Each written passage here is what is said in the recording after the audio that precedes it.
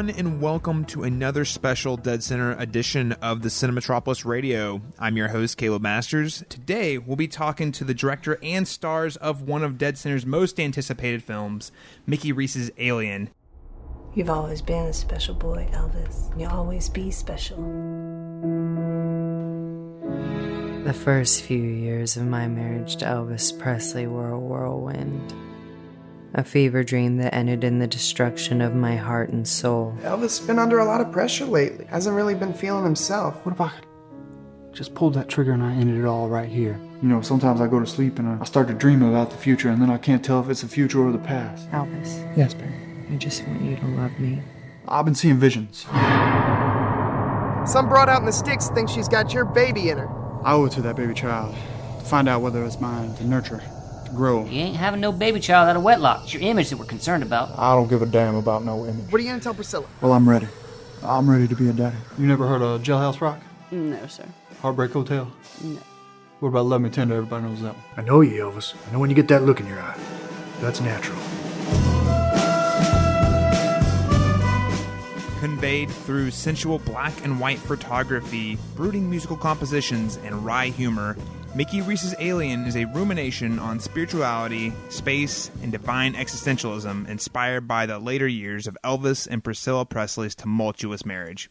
So we're joined by writer-director Mickey Reece. Welcome to the Cinemetropolis Radio. Hi, how's it going? And we're also joined by the star, Jacob Snowville, who stars as Elvis Presley. Welcome. Thank you. And of course, we're joined by the lovely Kate Jones, who stars as Priscilla Presley. Hi. Hello, everybody. Welcome. It's all good to have you around the table tonight. Elvis films. You know, we were talking a little bit off air about how there's not really a lot of them, and you're focusing specifically on a certain period of Elvis's later years after he'd already fallen out of mainstream success, out of the spotlight, if you will. So could you tell me a little bit about what inspired you to start writing this project? I've thought about this question, and I don't have an answer for it. Just came to you in a dream. I don't know. Jake, go with maybe your interpretation of it, and then I'll be able to pick up on that. I think Mickey reaches out into the infinite space of artistic endeavors and just pulls things out of there. And so, yeah, out of infinite space. It really, I don't know, there's all of these Elvis and, not really Elvis, but things centered around Elvis's, core group of people. There's plays now of, what was it, Star Records? Sun Records, sorry, my bad. Sun Records play. There's a Sun Records TV show. There was, Nixon and Elvis movie that came out. It's all coming out at the same time. Mickey just somehow caught on to that and started calling people going, hey. I didn't catch on to that. I didn't know that. Well, I know. That's what I'm saying. Right now. Somehow you're tapped into this little, artistic thing that's happening. I know that there was the Michael Shannon movie, but we were already making our movie. Right. You basically just started calling people going, what if we make an Elvis movie? Yeah, and then I was like, oh, there's a Michael Shannon Elvis movie. Yeah. But that's different because it's Richard Nixon. Oh, yeah. Oh, well, yeah, absolutely. I was like, but he doesn't look anything like Elvis.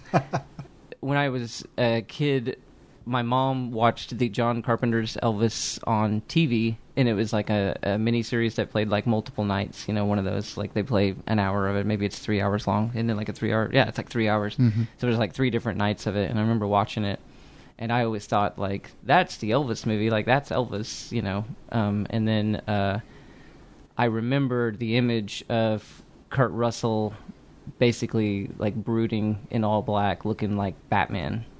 He was a superhero before he shot the TV. And something, I don't know why, but I just thought about it, and I was like, hey, I want to buy that Elvis movie.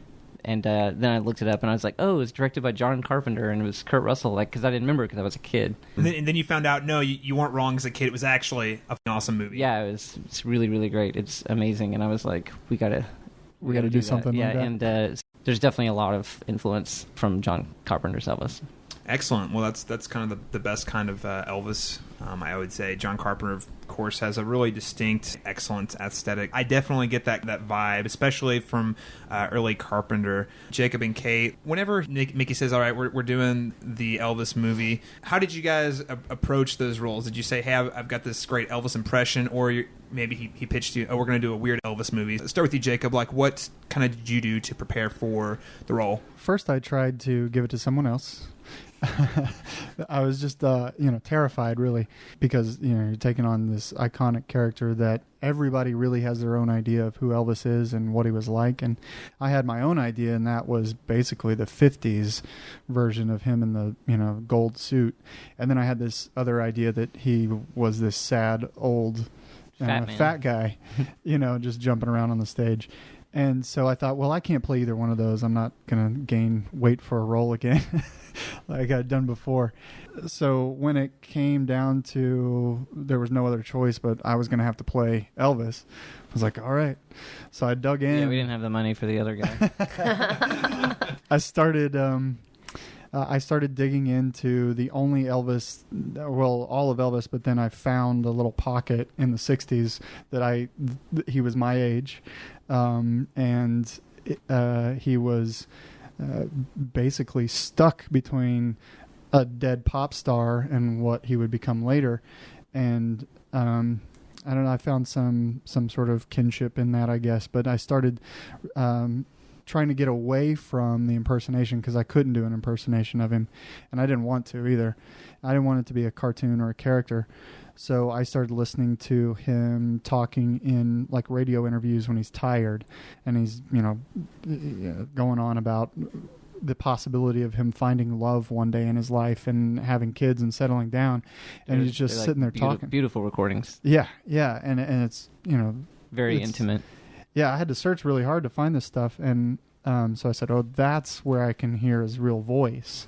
And that's what I'm going to go for, especially because Mickey immediately said that it's John Carpenter's and Kurt Russell's version of Elvis. It was like, oh, okay, dark and brooding. This will work great. And this idea of the existential meltdown happening is kind of perfect in that as well. What about Priscilla Presley? I don't know if there's nearly as much. I mean, I don't think she wasn't the public figure, so I'm sure there wasn't as much documented about her. So, Kate, like, what were some of the challenges of researching her character? I read her book, and then there was some type of like TV movie that they made about her, and then I watched like the Elvis movies, and her role was always like really small and played very annoyingly. I don't know. I didn't really like the way that she was portrayed in any of them. Like, after I watched her interviews, I watched a lot of her like special with Barbara Walters and her just talking about Elvis and TV interviews and stuff. And I don't know, she seemed like a very subdued person. I don't know that she really showed her true self in any of the interviews, so it was really challenging to decide, like, okay, well, I guess I could mimic her, but I don't know if that's really her that I'm looking at when she gives those interviews and talks about Elvis. But I just pretty much, I mean, I read the book and I found ways that I could relate to her that way. And then when all the other characters started coming together and we started seeing how big they were and doing like table reads and stuff and seeing the way everybody was going to play their roles, it was pretty clear that I couldn't do a mimic, like imitation of her, because it would just be, she would just be like another boring Priscilla portrayal, and I didn't want to do that to her. I mean, I'm sure like if I met her in person, she'd be like, what the fuck did you do? That is nothing like me. But at least it's not just another boring, like annoying portrayal of her just being some like needy Elvis groupie. But I don't know. We just played her subdued nature to like, well, you captured 12. that one line you say. Crushed my soul, the marriage with Elvis led to the destruction of my heart and soul. Yeah, I just kind of took like the way I think she would have felt emotionally being with someone and not feeling like a human being, and then amped it up to 11 to where it was matched the level of all the rest of the characters. Very cool. And so she's a major player in this flick, unlike, most of the other Elvis films. Was that pretty exciting for you guys to be able to explore some territory that hadn't been seen on a film before? I think so, for sure. I mean, I certainly knew that I wasn't going to be able to pull off Elvis's music, which is done over and over and over again anyway. And to get into the actual marriage and what's going on, behind closed doors, and just after finding out how weird Elvis was in the first place, and the fact that he basically raised Priscilla in some ways, and then to marry her after she's been in his house for such a weird time, that everybody's just scared to explore that because there's a lot of fandom, yeah. Stop. I mean, they probably can't. The negative light. Yeah. Like the Elvis estate. Yeah, the Elvis estate would go after it if it's not clearly, in the fair use arena.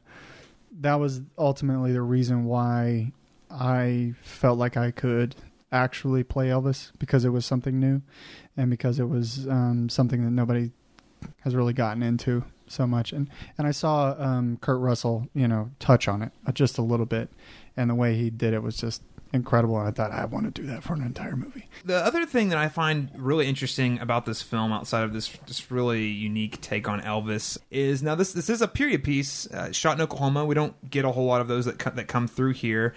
Can you talk a little bit about some of the challenges that came along with actually filming a period piece, and maybe some of the fun you guys had with that as well? Zero challenges. It's all shot like high contrast black and white. It's mostly indoors. There's probably 2 or 3 outdoor scenes, and the places that we shot in are not in the 60s at all. I mean, it doesn't look 60s at all, but it's just so dark and black and white, you can't really tell. But I think anybody who has a problem with any of the setting, any of the locations and stuff not looking 60s, I think like midway through the movie they're going to be like, oh, who cares? Right. You know what I mean? It's like, this movie is so far gone already anyway, so who cares about the location? That's kind of cool. Well, you kind of create, because this is not necessarily a historical biopic, right? So that kind of fits this kind of weird alternate reality. Yeah, we just created our own world. Yeah, I was trying as hard as I could to keep everything to that 60s version of Elvis, but there's not a ton of that. There's not those iconic 60s outfits as much as there are 70s and 50s. And Mickey just kept throwing more stuff at me, like, no, this is what you got to be. And I was like, it doesn't make sense for him to wear it right now. And he's like, it doesn't matter. It really doesn't. So I had to be able to, that was a challenge for me. I had to be able to justify in my mind, why is he wearing this? And I actually got to a point where I could. Some of the, you might find like a light switch or something that's like, that's not from the 70s. Yeah. Or from the late 60s, whatever we were shooting in. Yeah, we had, to get cars, we had a group from Newcastle, some guys with some old cars, come and park outside the house and let us drive the car. Those are all Elvis's cars. Yeah. Nice.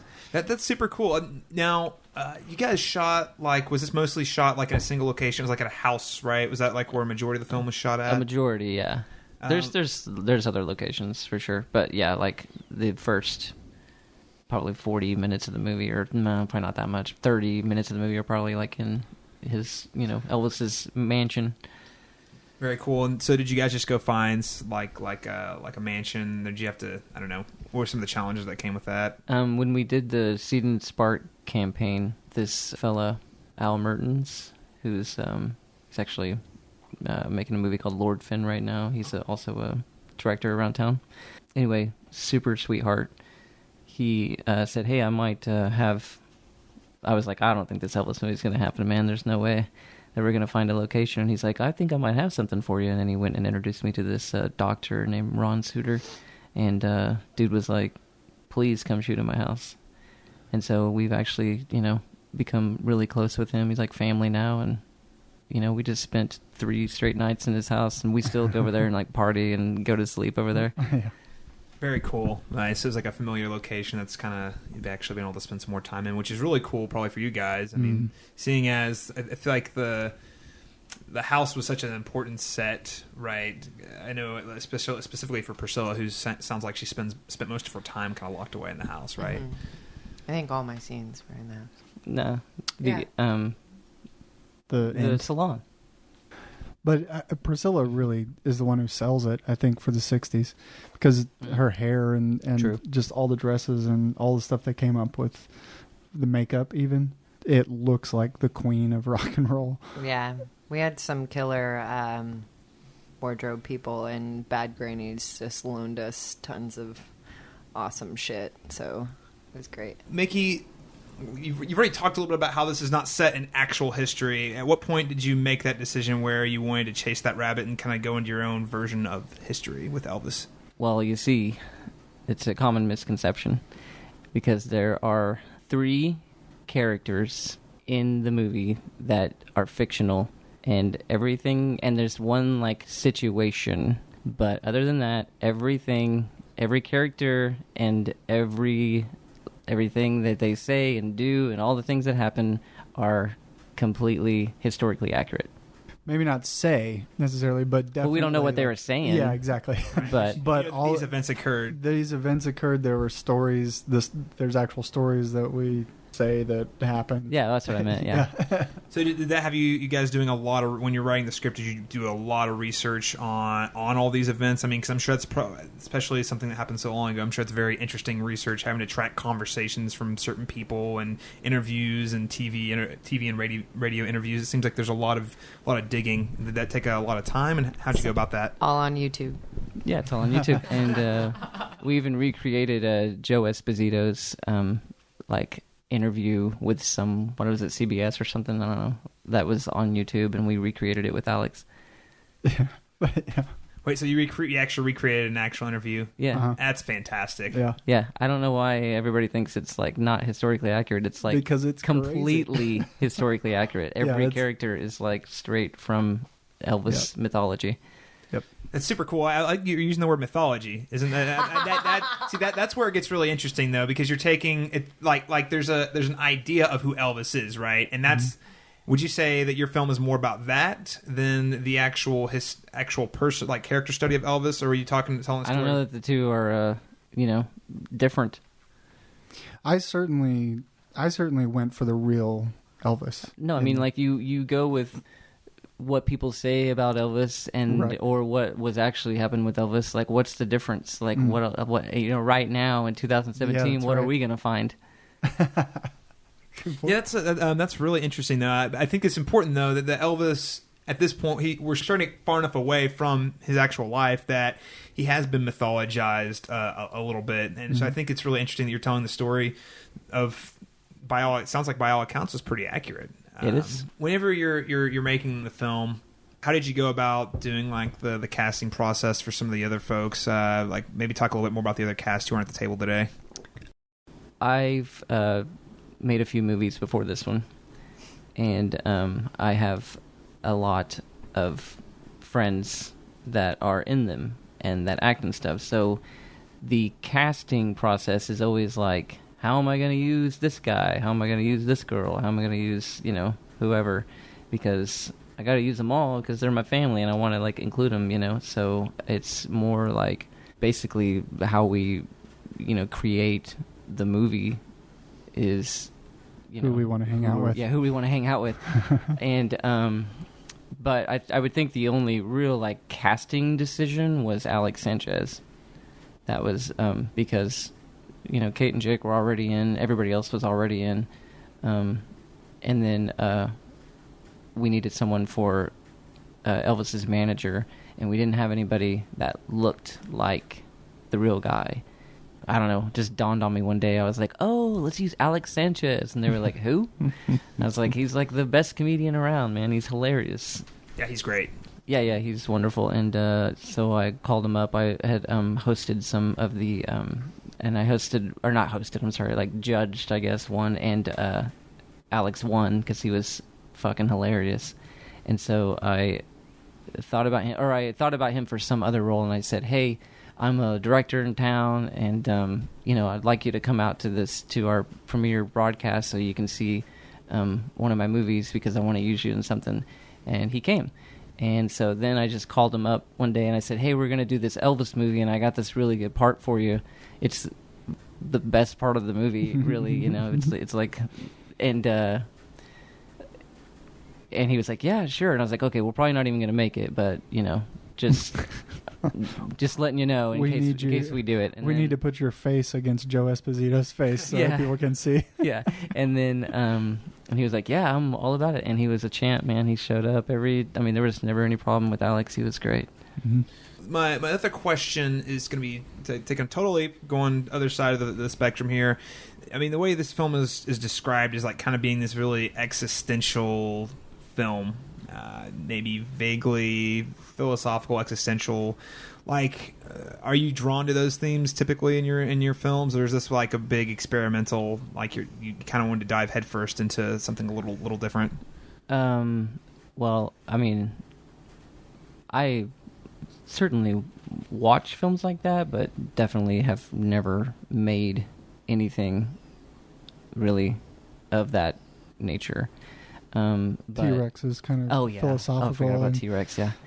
Okay, well, I made one of though. I made okay, so there's one movie, but like with Elvis, that's what makes him interesting. Is that he's always like, you know, thinking and talking about divine existentialism and, you know, about his purpose and things like that. And so that in order to, you know, portray Elvis the way I wanted to, he needed to have some kind of conflict like that, where he was always wrestling with those kind of things.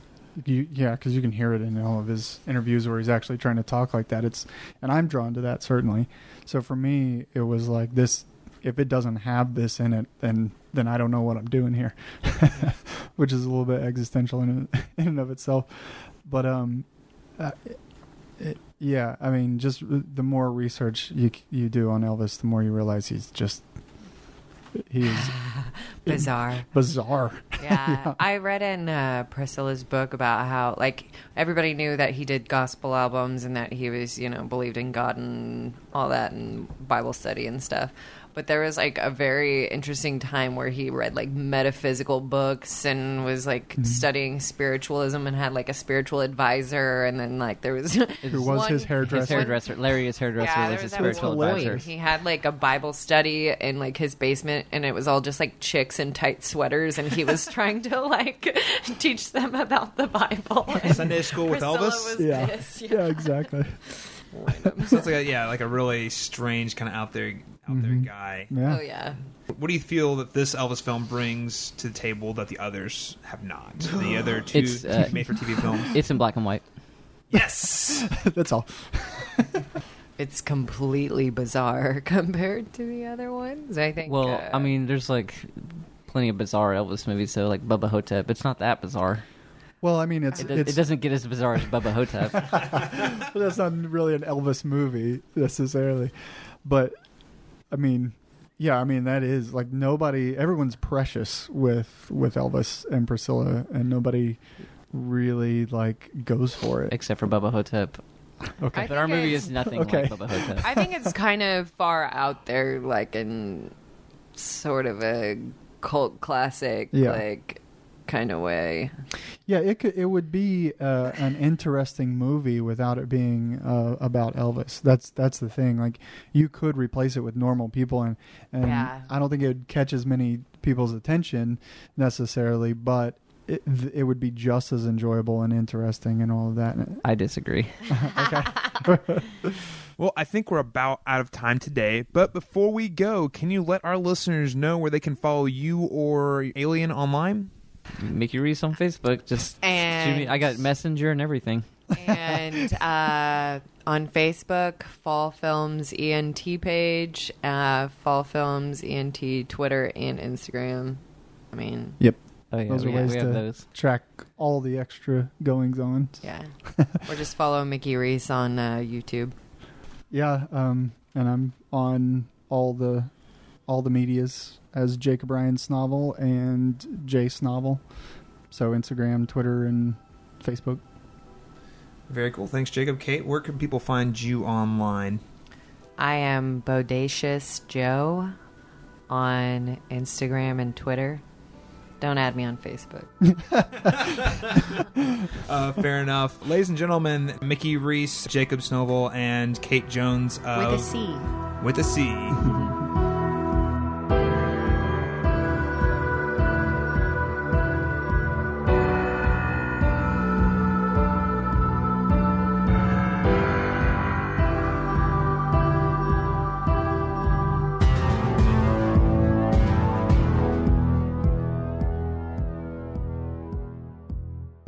This interview of the Cinemetropolis Radio was hosted, written, and produced by Caleb Masters. Today's music was from John Carpenter's single, Vortex. This has been a Cinemetropolis Radio podcast from thecinemetropolis.com. To hear more about more episodes of the Cinemetropolis Radio, make sure to head on over to Twitter at Planet Thunder or give Planet Thunder Productions a like on Facebook. You can also find Caleb on Twitter at CMastersTalk. Thank you so much for tuning in.